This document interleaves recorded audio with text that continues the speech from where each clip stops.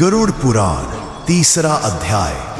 13 दिन की विचलित यात्रा पूरी करने के बाद आत्मा अब यमलोक की ओर बढ़ती है और वहां उसका पहला सामना होता है चित्रगुप्त से।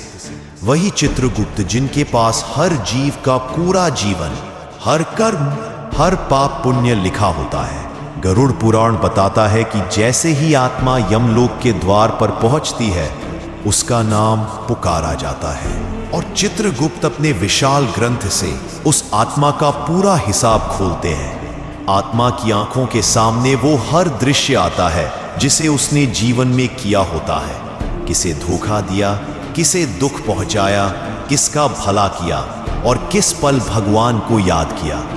कोई भी बात छुपती नहीं, न मन की न कर्म की। चित्रगुप्त का लेखा जोखा इतना गहरा होता है कि आत्मा खुद अपनी सजा या इनाम समझ जाती है। यही से शुरू होता है न्याय और यमराज का फैसला।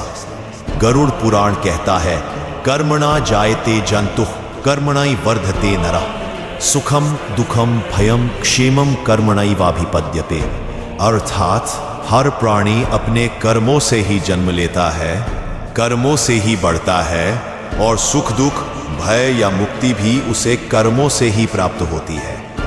यमराज कठोर नहीं होते, वो न्याय के प्रतीक होते हैं। उनके निर्णय में केवल एक ही बात देखी जाती है, क्या इस आत्मा ने अपने जीवन में अपने कर्मों को समझा।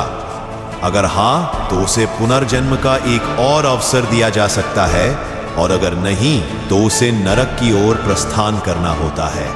यही वो पल होता है जहां आत्मा को अपने जीवन के हर क्षण की कीमत समझ आती है।